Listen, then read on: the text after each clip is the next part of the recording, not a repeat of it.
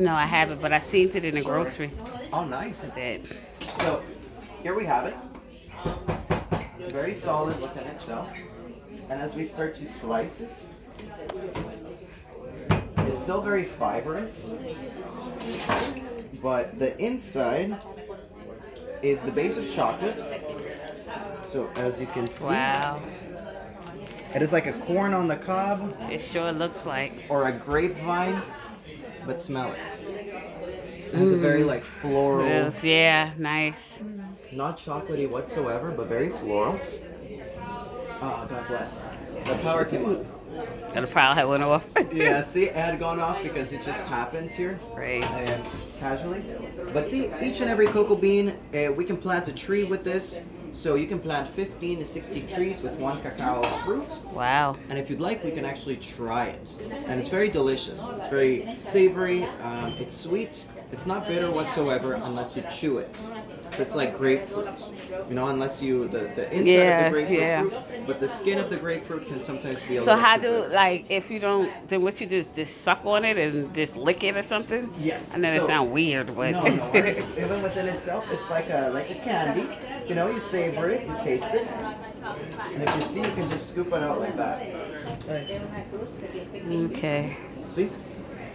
And within itself, you can find 15 to 60 cocoa beans. Cool. And each and every cocoa bean can contribute to chocolate. So we need 35 to 50 to make a chocolate bar.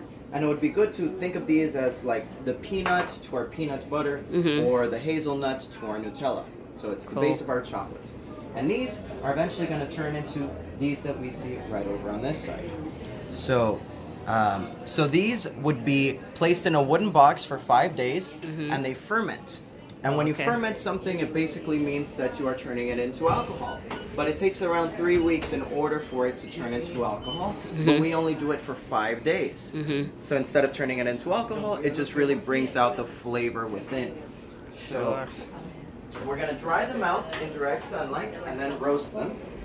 And whenever they're roasted, this is what they look like. Using our stone mortars that we break them open, we find the little bits and pieces on the inside that add up to make the base of the chocolate. And these little bits and pieces will go in here. To here. Now, the more this is ground, if you notice, it's very clumpy. And the reason why that is because this is a powder that has a lot of oil in it, naturally. And that oil is called cocoa butter. And cocoa butter is the oil of the cocoa bean.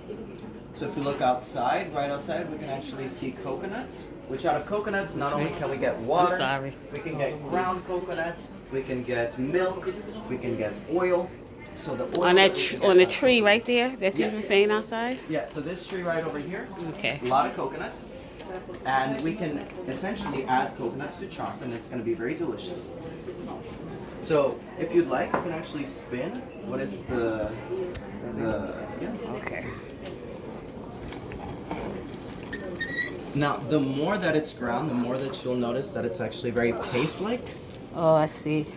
Yeah. So see, it's starting to bind together Yeah. naturally because again, it's just very oily by itself. And this is ingredient number 1. Now, as you can see, so over on this side, what we are literally just putting in there, we're just putting ground cocoa bean in there. And it's going to basically do what's going on here, just at a more faster pace. And this is exactly what's coming out of here, only that it's much more oily. Oh, okay. So this is called cocoa liqueur, and it's exactly what you see over here. But because the machine is like a super machine, you know, it's going to make it come out more creamy.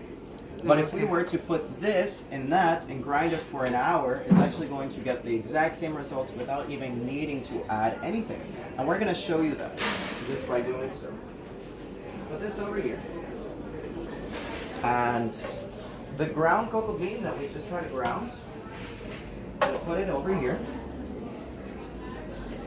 Now, then we're going to add a little bit of the cocoa bean that was here before.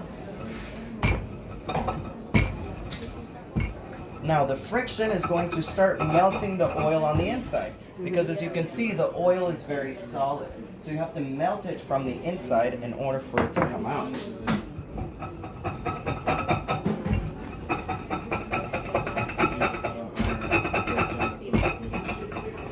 So see, look at that, Yeah. creamy.